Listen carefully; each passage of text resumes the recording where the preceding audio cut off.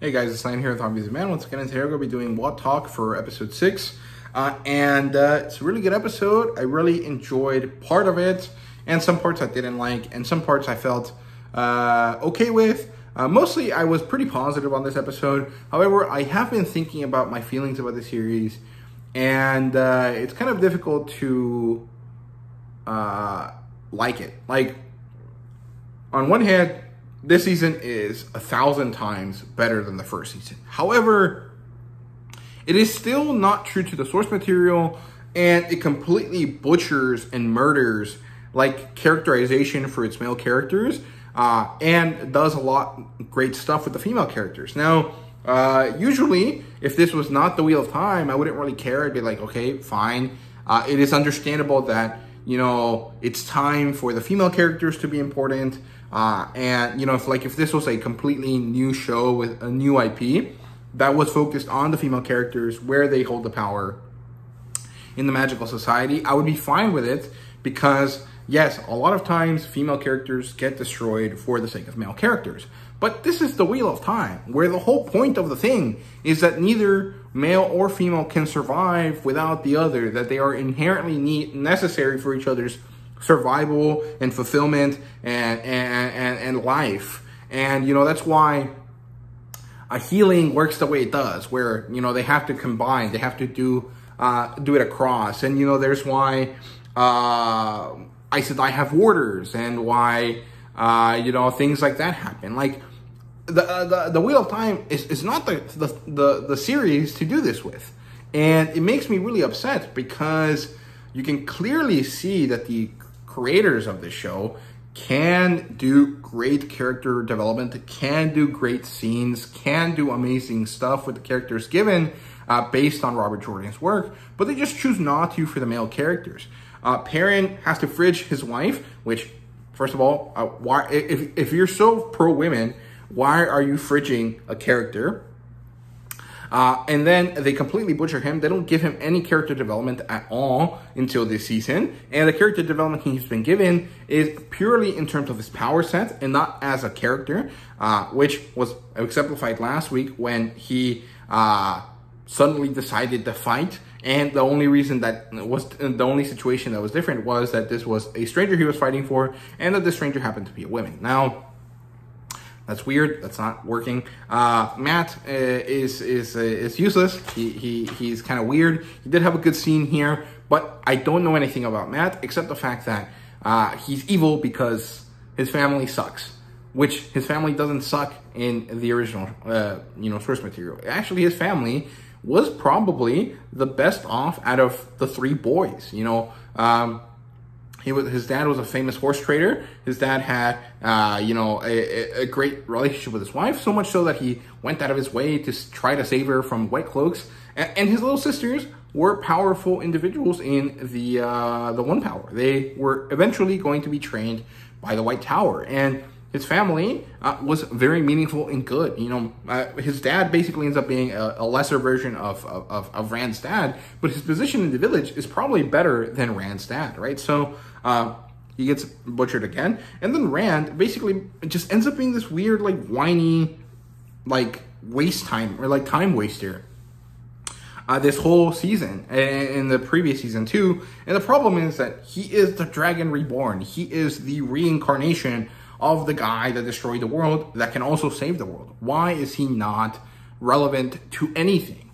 Lanfear is great. Every scene that she's in is amazing, but it's because of her. It's not because of Rand. And Rand should be more important. He should be interacting with her. And, you know, this is completely excusing and not even mentioning the fact that there's a huge change in Rand's knowledge of the dream world here that happens that is kind of annoying. So, I don't know. I'm very confused, conflicted about my feelings about the show because it's so all over the place. Sometimes it's like, wow, this is amazing. And sometimes I'm like, dude, why are you doing this? What the hell is your problem? You know, so I don't know. And the problem is that they basically have been doing like season 3 and season 4 in one go. So we will probably never see any changes. Anything that we see that has been changed is probably only going to be in the CGI type things, and not really in the way that the characters are being developed. And honestly, I feel like this sucks because the guys have so many things to do the same way that the female characters do. And they just have chosen not to do that. And it kind of sucks. I don't know. But yeah, this episode is good. It's Egwene's episode. And I'm going to talk in terms of like the plot lines. So we'll start with Rand and Lanfear's, where they talk. She sets a condition with him, which is get away from Moraine and I will help you with whatever you need. Okay. She gets him to get away from her. And then Rand and Lanfear in another scene talk about Tel Aranriad, which is completely not correct. Rand is aware of dreams and the fact that people can interact with his dreams, but he does not know about Tel Aranriad, and he doesn't know how to access it consciously. He has used it before to travel, like he's mentioned, and to hide his dreams away from other people, but he does not actively go into it. And on one hand, I would be happy with this because it would make the story much easier and simpler, because that way, when Egwene becomes a Tel Aranriad master, she can use it to communicate with him, and then with Perrin later on in the story, so that when they're far apart, they can still interact with each other. However, they're probably not going to do that. So why the hell do you explain this to Rand here? It doesn't make sense to me. It seems weird. And there's easier ways for Rand and Lanfear to interact, and they're choosing to do this harder, different, more convoluted way in order to explain Tel Aranriad, maybe, even though naturally it has to be explained later by Egwene when she learns it from the Wise Ones, and that would be a perfect way to introduce Tel Aranriad, so I don't really get it. Also, I'm pretty sure Moraine doesn't know about it, so how could you tell Rand about it last episode?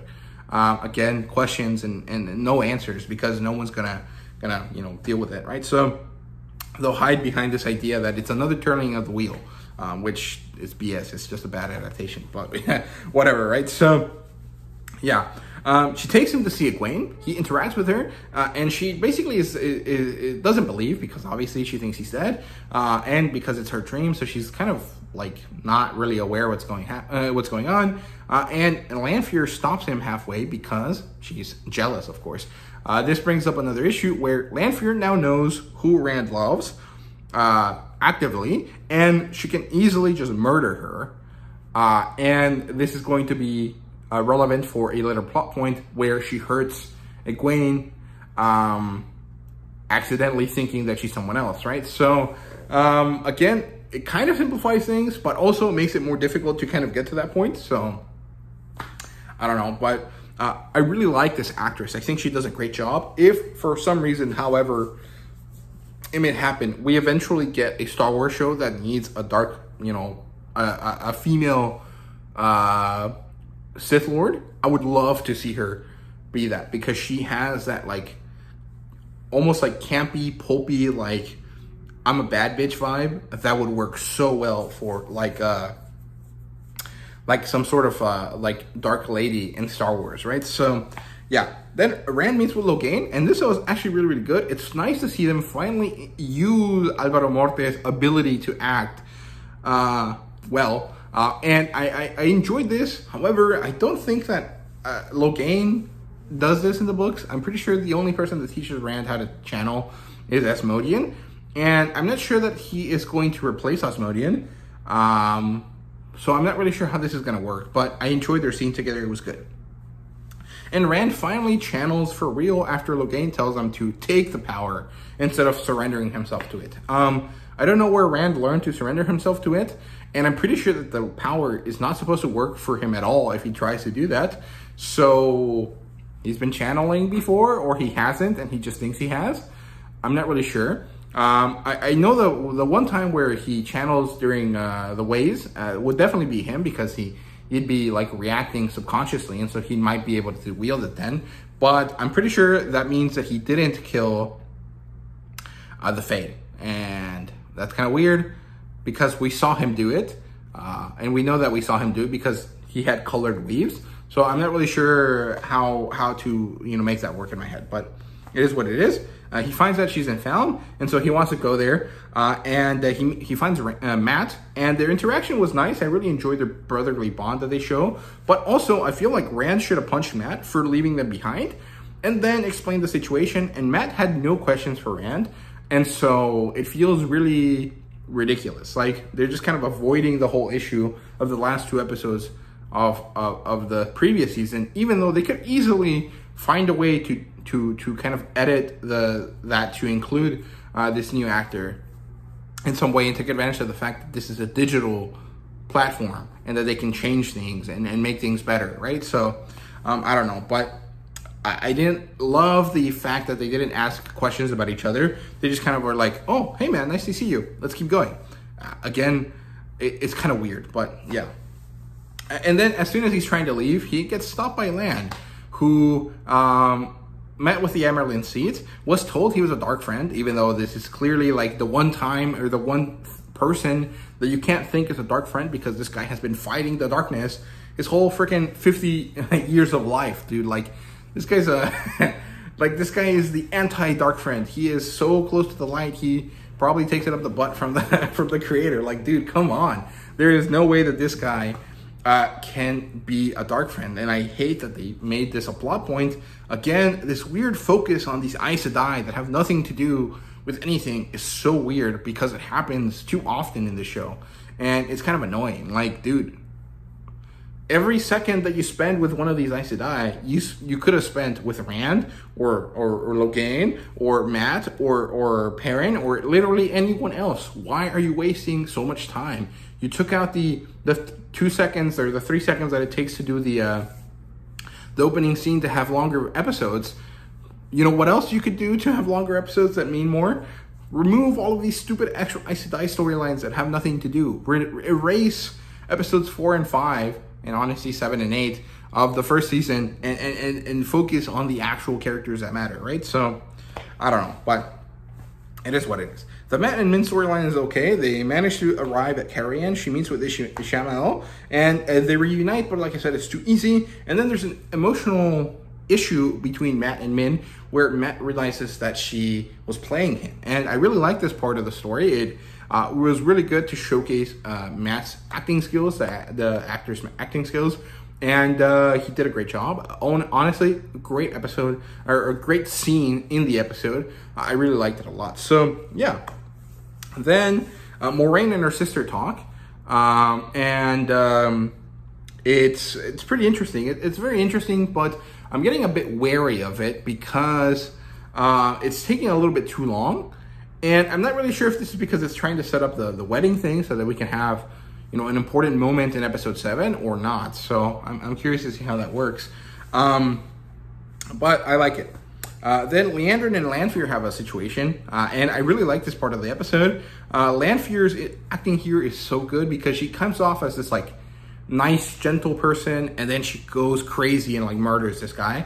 And Kate Fleetwood's acting as Liandrin is amazing. However, we have finally reached who Liandrin is in the books, possibly. So what's going to happen after this? Because she was so interesting, and she had this built-in weakness, and now she doesn't. So how are you going to change this character? How is it going to change her interactions with other people? So I'm curious to know how that works. Also, this sets her up to be against the dark because they couldn't uphold their part of the bargain. So is she going to have a redemption story? And if she is, why? That is a bad idea, right? So yeah, and then we have Nynaeve and Elaine with Rima Sedai, and I really enjoyed this part of the story. However, they really didn't have too much to do. They were just kind of like sitting around looking at things, and then they mess up, and then Rima dies. However, Rima and Basan's part of the story was great. I really enjoyed them as characters, and I liked the one moment where Elaine and Nynaeve are joined in the same kind of idea. So I liked it. Then Egwene has it super rough. But her story is amazing. I really enjoyed it. I was really interested in this part of the story. Her descent into basically captivity is really, really interesting. It's really powerful. She does a great job acting. And again, this shows that they can write well, that they can do amazing things with the source material. They just choose not to, like 90% of the time. And that is so annoying, right? So, yeah, but I enjoy her interactions with Rena. Rena comes off to me as someone that's really loving in this really like fucked up toxic way. And their relationship almost feels like romantic to me. Like the way that Rena tries to appeal to Egwene and the way that she talks to her so sweetly and so gently feels like a toxic romantic relationship, like she's the abuser in a relationship, and it's really, really interesting. And Egwene's like descent almost into madness, and then captivity, and then her hatred, and the way that continues is really, really good. However, I do want to mention that there is a very clear indication here that Rena is aware that she is also channeling, and that is completely opposite of what happens in the books. In the book, as far as I understand it, the Suldam, the ones that are in charge, don't know that they are also accessing the one power. They think they just have affinity with the stain for whatever reason, and then they are guiding the person, the domain, into doing something, when it's actually the fact that they both are channeling at the same time together. And so this changes a few of the Suldam that realize this. It kind of like breaks them fundamentally because it's completely against what they understood. And in this case, it looks like Rena is aware that she's also channeling, or that she's affecting the way that Egwene channels. And so I'm curious to see how this changes the story, or if they're not going to change the story at all, just to illustrate this, and they just chose to make it look like this because it's more appealing than the other way around. And if that is the case, I'm not happy with it. However, these parts of the story were amazing. They were so brutal though. I was very like, after I finished the episode, I was like drained emotionally. I was like, damn, this fucking sucks, but also, goddamn, that was so good to watch, right? So I really, really enjoyed it. It was really, really amazing. And the way that the magic worked here was great. I really liked everything that happened with Egwene. It just sucks that it highlights the issue, which is that they ignore the male characters, right? So yeah, those are my thoughts on episode 6. I hope you guys enjoyed, and thank you guys so much for watching. See you guys later.